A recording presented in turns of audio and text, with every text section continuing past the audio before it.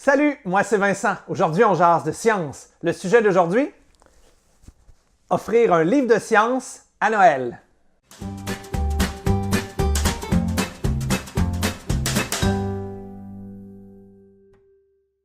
Ça y est, c'est officiel. Cette vidéo va être publiée le 1er décembre, ce qui légalement est la première date à partir de laquelle on a le droit de parler de Noël.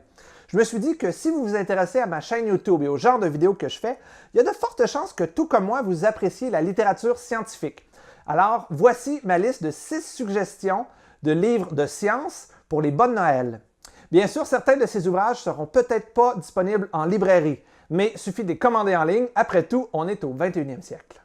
Alors, je commence avec mon coup de cœur dans mes lectures de 2016, soit Une histoire de tout ou presque de Bill Bryson. C'est le livre idéal pour s'initier à une foule de sujets scientifiques, allant de la cosmologie à l'évolution, en passant par la physique quantique et la paléontologie.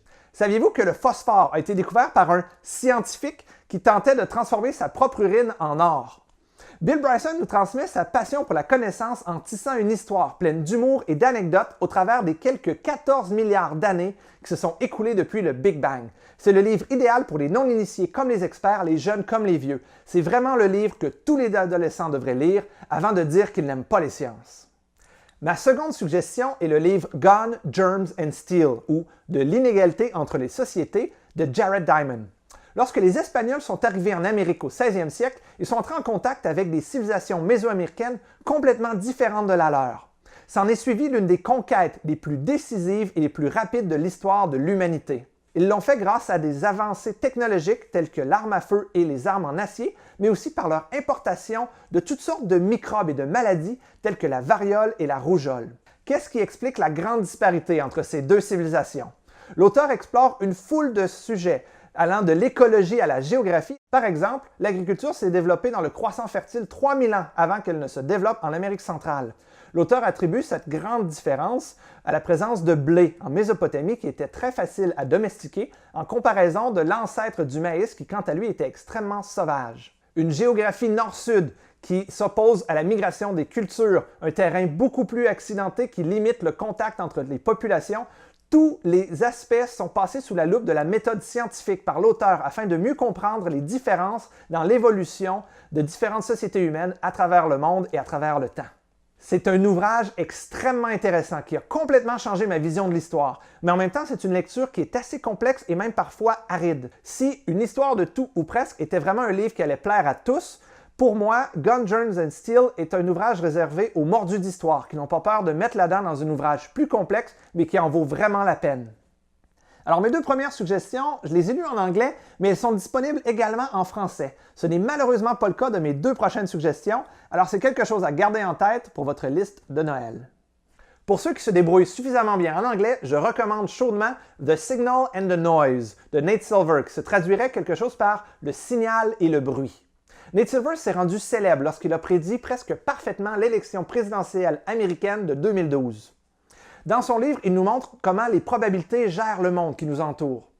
Ma vidéo sur l'effet de la théorie du chaos en météorologie était grandement inspirée de l'un de ses chapitres. Mais dans son livre, il parle également de politique, d'économie, de baseball, de poker et même de tremblements de terre.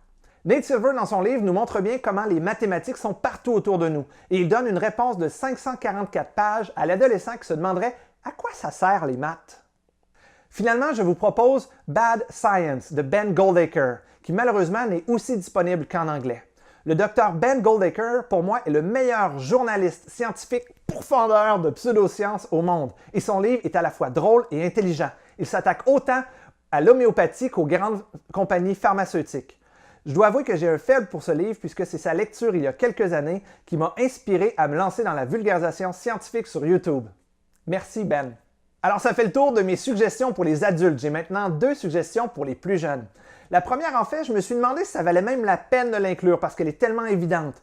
Si vous avez un enfant qui démontre le moindre intérêt pour les sciences, je vous invite fortement à leur offrir un abonnement pour les débrouillards.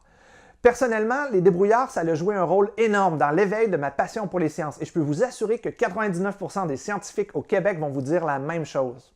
Aujourd'hui, les débrouillards sont disponibles pour toutes les gammes d'âge, avec les explorateurs de 6 à 9 ans, les débrouillards de 10 à 14 et finalement Curium pour les 14 à 17 ans. Avant de vous donner ma 6e et dernière suggestion, je dois vous avouer que j'ai un léger biais pour ce livre, puisqu'il a été écrit par une bonne amie à moi. Je parle de L'énigme d'Émile de Lorraine Smag.